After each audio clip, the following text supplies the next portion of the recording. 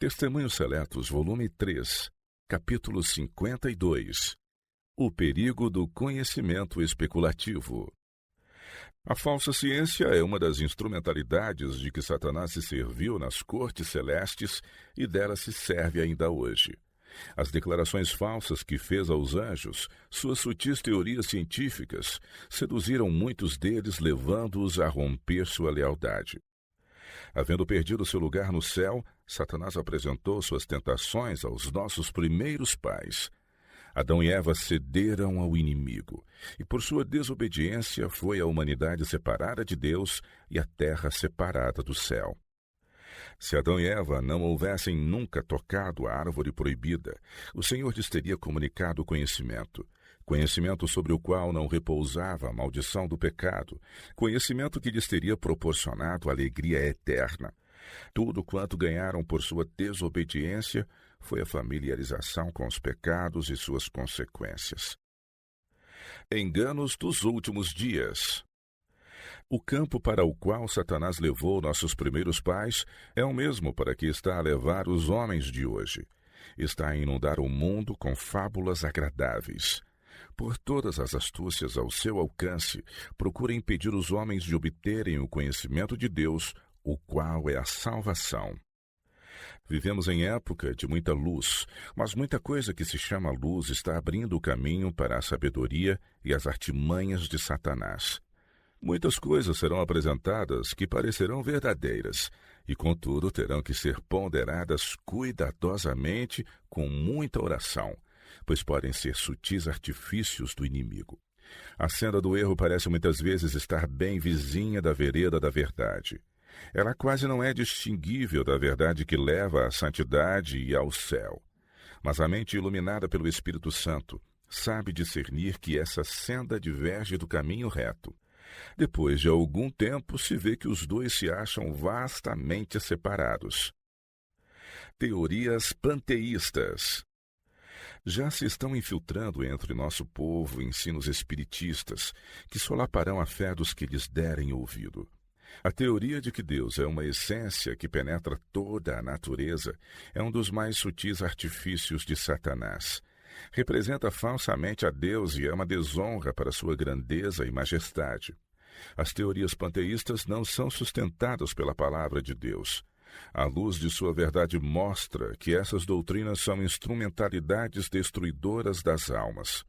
As trevas são o seu elemento, a sensualidade, a sua esfera. Satisfazem o coração natural e favorecem a inclinação. A separação de Deus é o resultado de sua aceitação. Nossa condição tornou-se pelo pecado sobrenatural, e o poder que nos restaura tem que ser sobrenatural, do contrário não terá valor. Há um só poder capaz de romper no coração do homem a força do mal, e esse é o poder de Deus em Jesus Cristo. Unicamente pelo sangue do crucificado pode haver purificação do pecado. Sua graça tão somente pode habilitar-nos a resistir às tendências de nossa natureza caída e sujeitá-las. A este poder tornam sem efeito as teorias espiritistas acerca de Deus. Se Deus é uma essência que penetra toda a natureza, ele então habita em todos os homens, e para alcançar a santidade basta o homem desenvolver a capacidade que tem em si mesmo. Estas teorias, seguidas até a sua conclusão lógica, derribam toda a organização cristã. Removem a necessidade da expiação e fazem do homem o seu próprio salvador. Essas teorias a respeito de Deus tornam sem efeito a sua palavra, e os que as aceitam estão em grande perigo de ser, afinal, levados a considerar a Bíblia toda uma obra de ficção. Podem eles considerar a virtude melhor que o vício, mas sendo Deus removido de sua posição de soberania, põem a confiança no poder humano que sem Deus está destituído de valor. A vontade humana desajudada não tem real poder para resistir ao mal e vencê-lo. As fortalezas da alma acham-se derribadas. O homem não tem barreira que o proteja do pecado. Uma vez rejeitadas as restrições da palavra de Deus e de seu Espírito, não sabemos a que profundezas pode o homem cair. Os que continuarem a manter essas teorias espiritualistas hão de, sem dúvida, comprometer sua experiência cristã, cortar a ligação com Deus e perder a vida eterna. Os que semeiam enganos acerca de Deus e da natureza, os que inundam o mundo com ceticismo, são inspirados pelo inimigo caído que é também estudante da Bíblia, sabe qual a verdade essencial para o povo e empenha-se em distrair as mentes das grandes verdades destinadas a prepará-las para o que está prestes a sobrevir ao mundo. Vi as consequências desses fantasiosos pontos de vista acerca de Deus, na apostasia, espiritismo e amor livre. A tendência para o amor livre que esses ensinos encerram estava tão disfarçada que, a princípio, era difícil tornar claro o seu verdadeiro caráter. Até que o Senhor mo apresentou, eu não sabia como denominá-lo, mas fui instruída a chamá-lo amor espiritual não santificado.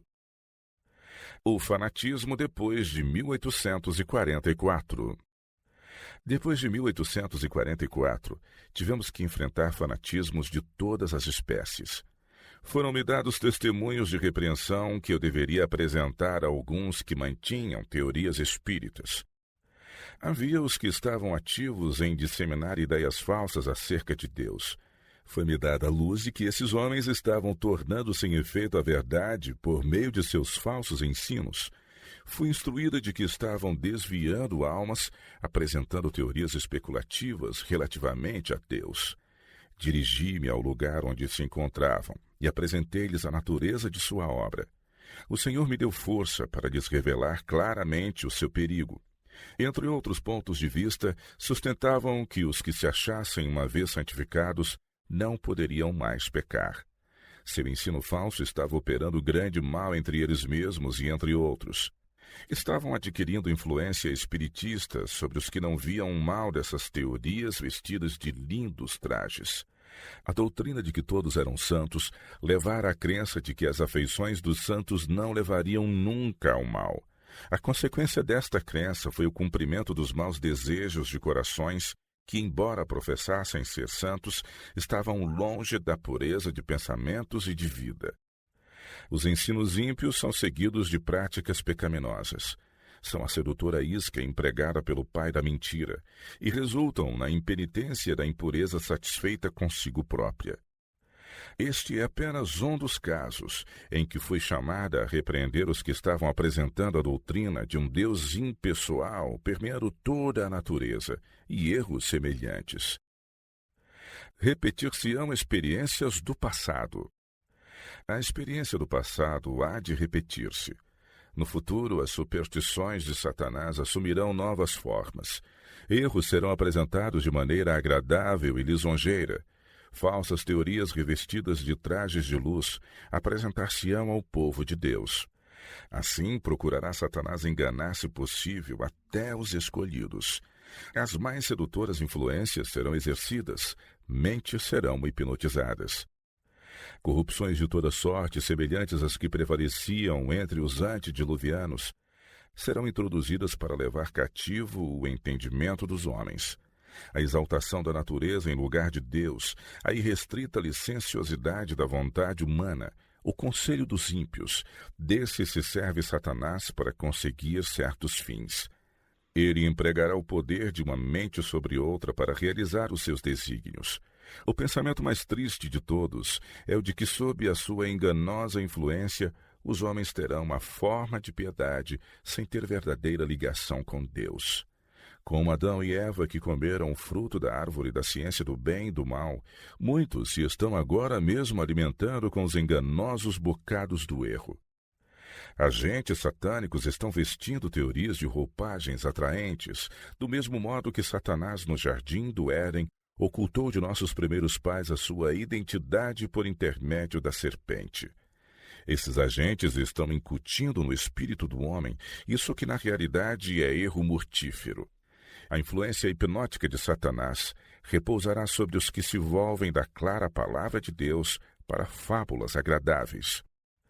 Os que receberam mais luz é que Satanás busca assiduamente apanhar. Ele sabe que, se conseguir enganá-los, eles, sob o seu domínio, revestirão o pecado com trajes de justiça, levando muitos a desviarem-se.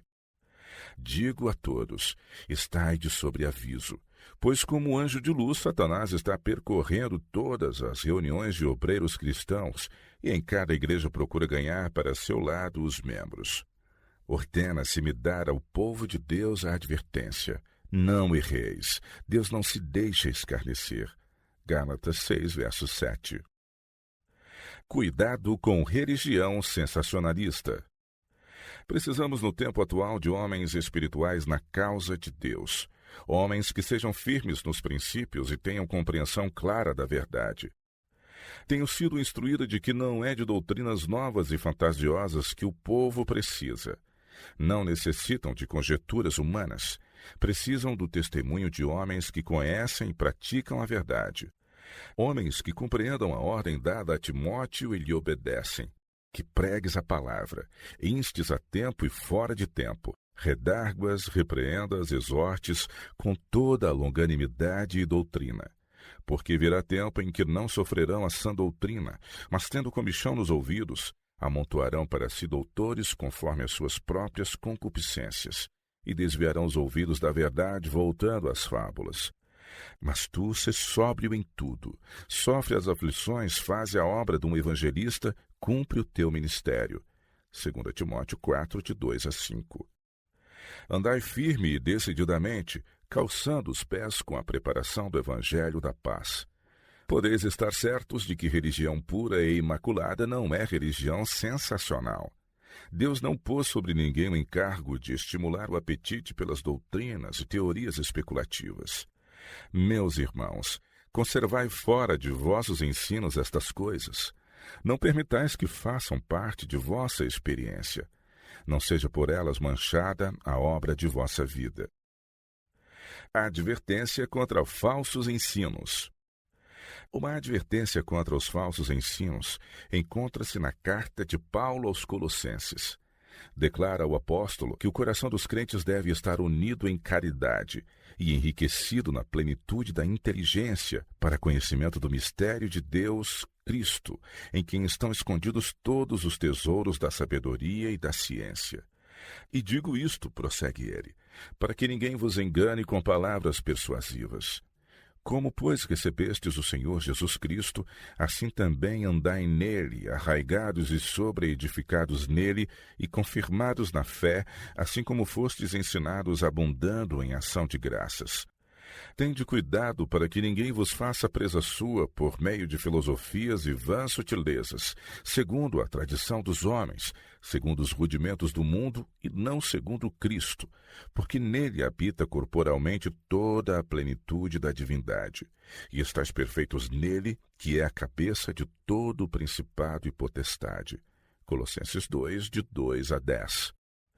Sou instruído a dizer ao nosso povo, sigamos a Cristo. Não vos esqueçais de que ele é quem deve ser em tudo o nosso modelo. Podemos com segurança rejeitar as ideias que não se encontram em seus ensinos.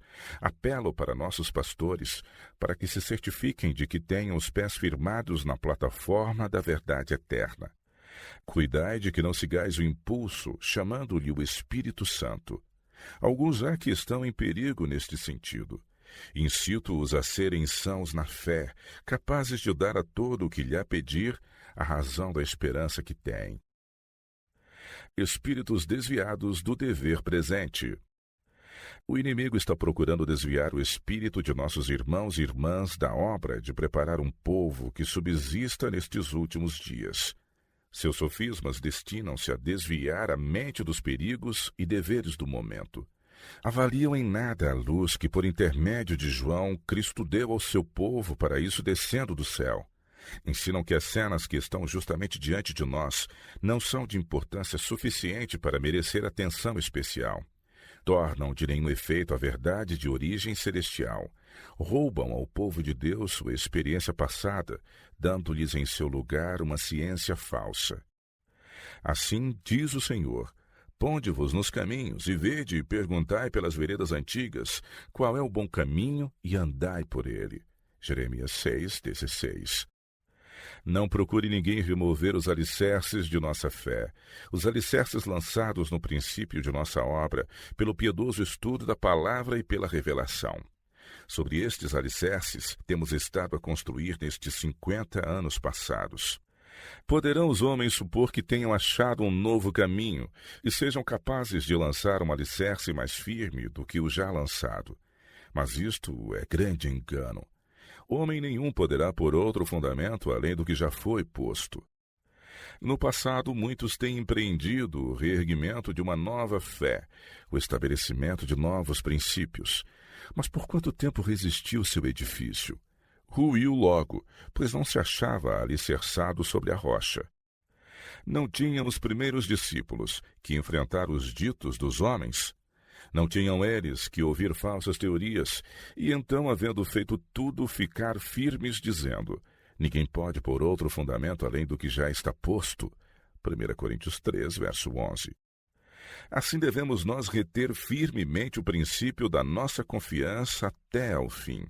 Palavras de poder têm sido enviadas por Deus e por Cristo a este povo, tirando-os do mundo ponto por ponto, para a clara luz da verdade presente. Com os lábios tocados de fogo sagrado, têm os servos de Deus proclamado a mensagem. A linguagem divina tem confirmado a genuinidade da verdade proclamada. Renovamento do positivo testemunho. O Senhor pede o renovamento do positivo testemunho apresentado em anos passados. Ele pede uma reforma da vida espiritual. As energias espirituais do seu povo têm por muito tempo estado entorpecidas, mas há de haver um ressurgimento da morte aparente. Pela oração e confissão do pecado, precisamos preparar o caminho do Rei. Ao fazermos isso, sobrevir-nos-á o poder do Espírito. Precisamos da energia pentecostal. Ela virá, pois o Senhor prometeu enviar o seu Espírito como o poder todo vencedor. Tempos perigosos nos estão à frente. Todo o que possui o conhecimento da verdade deve despertar e colocar-se corpo, alma e espírito sob a disciplina de Deus. O inimigo está em nosso encalço. Precisamos estar bem despertos em guarda contra ele. Precisamos revestir-nos de toda a armadura de Deus. Temos que seguir as direções dadas por meio do espírito de profecia. Temos que amar a verdade para este tempo e a ela obedecer. Isto nos guardará de aceitar fortes enganos. Deus nos falou por sua palavra. Falou-nos pelos testemunhos para a igreja e pelos livros que têm ajudado a esclarecer o nosso dever presente, bem como a posição que devemos ocupar agora. As advertências que têm sido dadas, mandamento sobre mandamento, regra sobre regra, devem ser tomadas a peito. Se as menosprezarmos, que desculpa poderemos apresentar? Rogo aos que estão trabalhando para Deus que não aceitem o espúrio em lugar do genuíno. Não permitais que a razão humana seja posta, onde deveria estar a verdade divina e santificadora. Cristo está aguardando oportunidade para acender fé e amor no coração dos seus.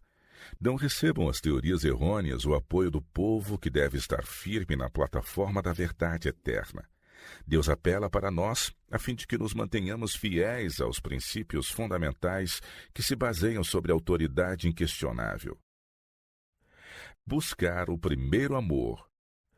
No coração de muitas pessoas que estão na verdade há muito tempo, entrou um espírito inflexível e afeito a julgar. São severos, críticos, murmuradores. Alçaram-se ao assento do juízo para pronunciar as suas ideias. Deus lhes roga que daí desçam e se prostrem diante dele em arrependimento, confessando os seus pecados. Ele lhes diz: tenho, porém, contra ti que deixaste a tua primeira caridade. Lembra-te, pois, de onde caíste, e arrepende-te, e pratica as primeiras obras, quando não brevemente a te virei, e tirarei do seu lugar o teu castiçal, se não te arrependeres. Apocalipse 2, versos 4 e 5. Estão se empenhando por conseguir o primeiro lugar, e por suas palavras e atos ferem muitos corações. Contra este espírito e contra a falsa religião do sentimentalismo, a qual é igualmente perigosa, apresento minha advertência. Prestai ouvidos, irmãos e irmãs. Quem é vosso guia, Cristo ou o anjo que caiu do céu? Examinai-vos a vós mesmos e vede se estáis sãos na fé. A palavra de Deus é a salvaguarda. Nossa senha deve ser a lei e ao testemunho. Se eles não falarem segundo esta palavra, é porque não têm iluminação. Isaías 8, verso 20, versão trinitariana. Temos a Bíblia repleta da mais preciosa verdade. Ela contém o alfa e o ômega do conhecimento. A Escritura, dada por Deus por inspiração, é proveitosa para ensinar, para redarguir, para corrigir, para instruir em justiça, para que o homem de Deus seja perfeito e perfeitamente instruído para toda a boa obra. 2 Timóteo 3, versos 16 e 17. Tomai a Bíblia para vosso livro de estudos. Todos podem compreender suas instruções. Rogo aos nossos pastores, médicos e a todos os membros da Igreja que estudem as lições que Cristo deu aos seus discípulos exatamente antes de sua ascensão. Essas lições contêm instruções de que o povo precisa. A vida eterna só se alcança comendo a carne e bebendo o sangue do Filho de Deus. Na verdade vos digo, disse Cristo, que aquele que crê em mim tem a vida eterna. Eu sou o pão vivo que desceu do céu. Se alguém comer deste pão, viverá para sempre, e o pão que eu der é a minha carne, que eu darei pela vida do mundo. Quem come a minha carne e bebe o meu sangue tem a vida eterna, e eu o ressuscitarei no último dia. Porque a minha carne verdadeiramente é comida, e o meu sangue verdadeiramente é bebida. Quem come a minha carne e bebe o meu sangue permanece em mim e eu nele. O Espírito é o que vivifica, a carne para nada aproveita.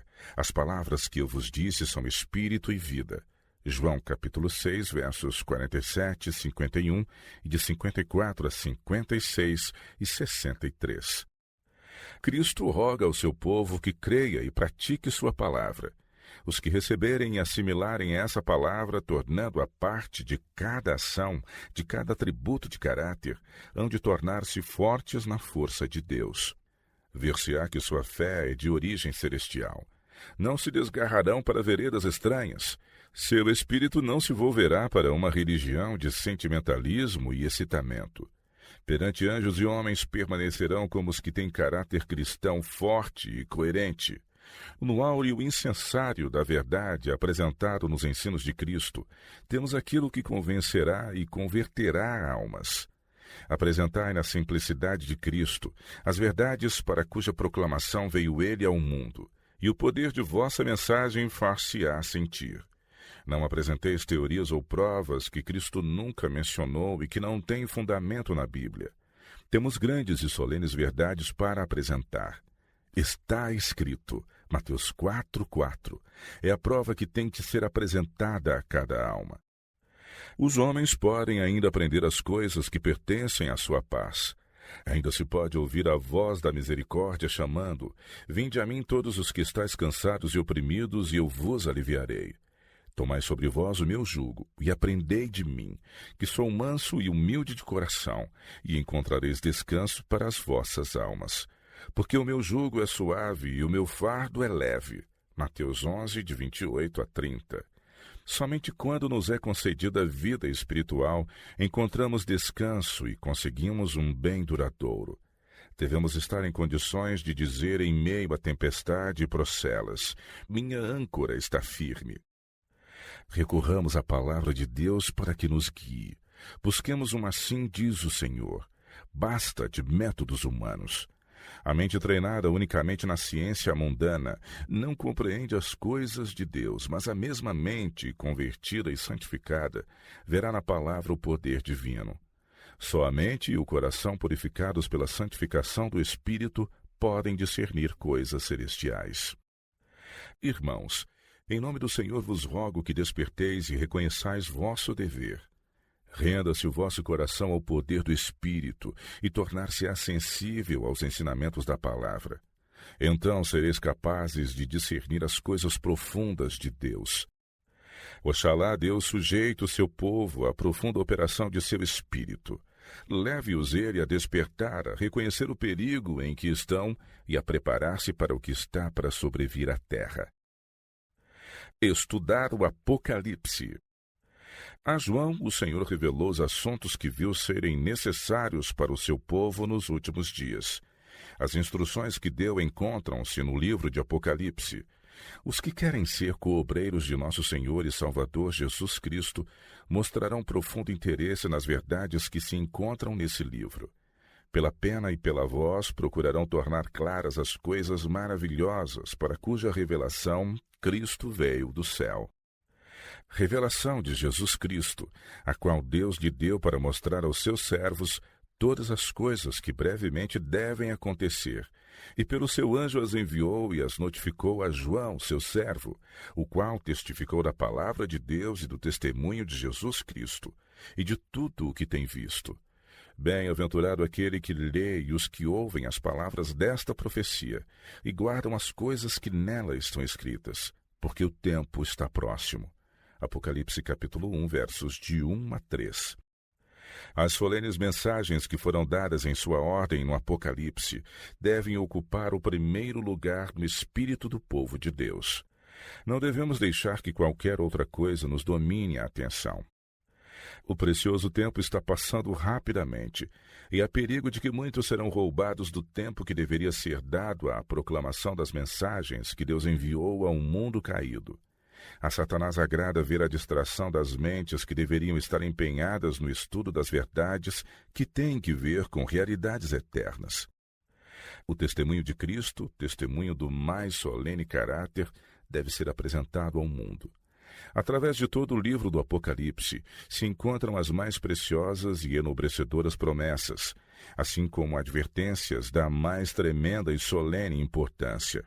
Não quererão os que professam possuir conhecimento da verdade ler o testemunho dado por Cristo a João? Não há aí meras conjecturas, nem enganos científicos. Há sim as verdades que dizem respeito ao nosso bem-estar presente e futuro. Que valor tem a palha em relação ao trigo? O Senhor logo virá. Os vigias nos muros de Sião são instados a despertar e reconhecer a responsabilidade que Deus lhes confiou. Deus requer vigias que, no poder do Espírito, deem ao mundo a última mensagem de advertência que anunciem a hora da noite. Requer vigias que despertem os homens e mulheres de sua letargia, a fim de que não caiam no sono da morte.